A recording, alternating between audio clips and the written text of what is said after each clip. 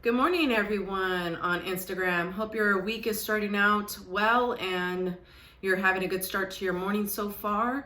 I'm Dr. Scoggins with Fresno Health and Wellness, and this is another segment of Talk Tuesday. So in this segment, I want to talk to you all about insomnia. Insomnia is something that affects a lot of people, young and old. I don't think there is an age group or person that it may not affect over the course of their life. So insomnia can affect a person in many ways. There are ways that the insomnia starts. So first and foremost, I suggest that if you are experiencing insomnia and have been for more than 2 weeks to a month, it would be a good idea to see your primary care provider to evaluate if there is some underlying health issue that's going on. So that's a little disclaimer off to the side, because insomnia can be created by certain medical conditions. So for the rest of us, insomnia can be a result of either stress, food, hormones, and many other causes, but that is a big portion of the cause of insomnia. So I want to talk about those three. Stress is a huge creator of insomnia, and oftentimes when I have insomnia, that is what affects me is stress. So stress-related insomnia is like the type you can maybe fall asleep and then you're waking up at 2 a.m., maybe throughout the night. Maybe you're sleeping an hour and waking up every hour, but oftentimes stress-related insomnia is that you wake up at some point of the night and your brain feels like it just turns on. And all of these thoughts rapidly go through your head. So that is also linked to anxiety for most folks. So if it feels like the lights are on at 2 a.m. and the film reel just like kind of turned on, that is stress related, anxiety related insomnia. Oftentimes what I do, or I suggest people do, is think of yourself as a baby, and that how are you going to soothe this cranky baby back to sleep at night. Oftentimes I talk to myself in a soothing manner, as a way to get myself tired to go back to sleep. It also then stops the thoughts that I have. So if I'm talking to myself in my head, I can't actually think about the things that woke me up. And this is, again, think of that soothing baby technique of putting yourself back to sleep. Works most of the time. If that doesn't work and the thoughts just won't stop, sometimes it's good to get up, get out of bed, and maybe turn on the television or turn on something, or even just sit by your bedside if you're not disturbing your spouse. If you don't have a spouse, then don't worry about that portion of it, and just jot down the thoughts that are in your head. Oftentimes those 2 a.m. thoughts get in the way of you fearing that you are going to forget something. So as a way to not forget it, just jot it down. Other ways is again, just getting out of bed an hour and trying to do something that is going to make you sleepy again. Studies show that though turning on the TV or looking at your phone, that light activates your brain and kind of wakes you up. So if you can avoid any sort of activities that's going to completely wake you up for the day. And again, if you do wake up for the day, one day isn't going to be harmful, but then 10 days may be harmful. So think of it in that sense. If it's just a period of time, kind of go with it. Don't fight it too much. And then if you are experiencing insomnia and wake up, say 4 a.m. and your normal wake time is 7 a.m., try to not nap that day to where then you're more tired in the evening. And so oftentimes insomnia affects us as well because we are afternoon nappers. So I know myself, if I nap in the afternoon, there is no way that I'm going to sleep well that night. So being aware of how naps affect you in the daytime, and oftentimes when I'm evaluating someone's sleep patterns, I look at a 24-hour period to see how well they're sleeping. If they're sleeping anywhere between, say, 7 and 9 hours in a 24-hour period, I don't see them as sleep deprived. So again, remember that if you're sleeping during the daytime, that is going to impact your nighttime sleep.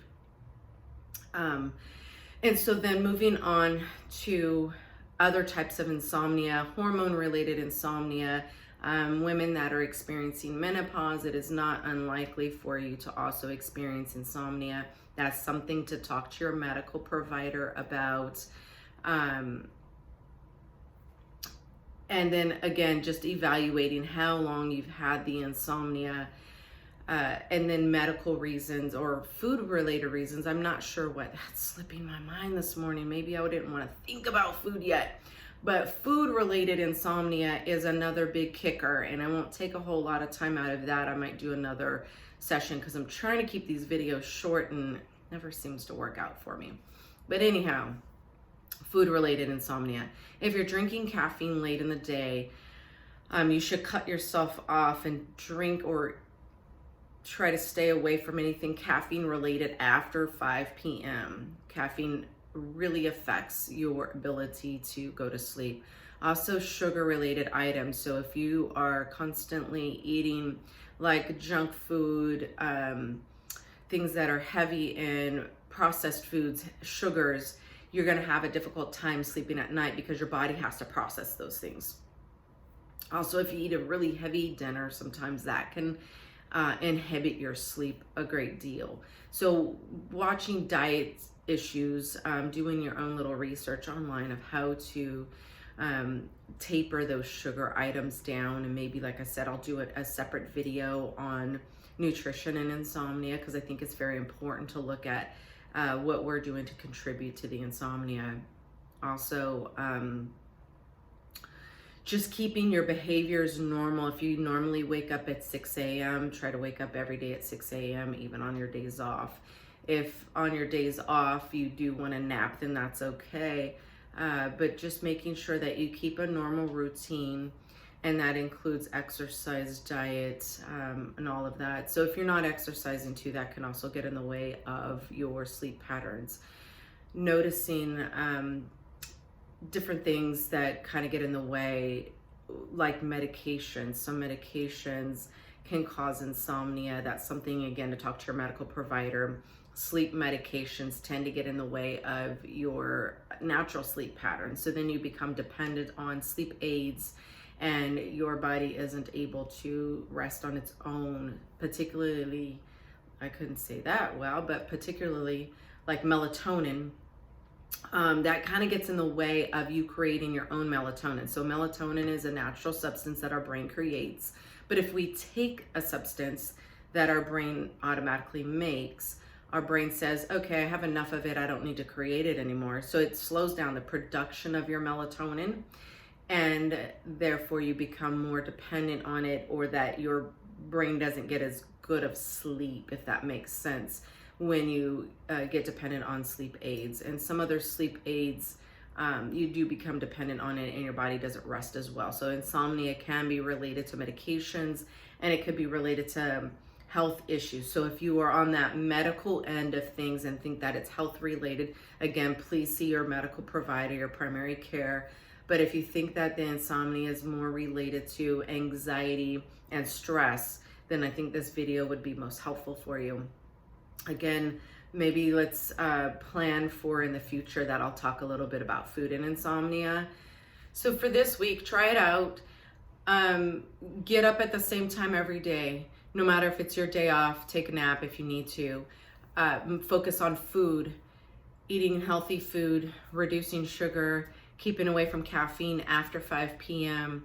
And then use the techniques at night if you are waking up, soothe the baby back to sleep, or get up and journal down the topics and ideas that you're afraid that you're gonna forget. Then also just maybe document the nights that you're having insomnia, and if there was something that maybe you ate for dinner that didn't agree with you or that was very heavy. So being able to kind of pinpoint what's going on in life can be very, very helpful in identifying the source of the insomnia. So this week, go out and make a habit of trying to sleep well. staying away from sleep aids, trying it without melatonin, and if the insomnia continues, even trying to work out before you go to sleep or take a long walk, something that's going to fatigue you, take a bath. But for this week, just try to create a habit and try the baby soothing and see how that works for you. And I would love to hear your responses if that did work for you. And I will see you all next week. Have a great week.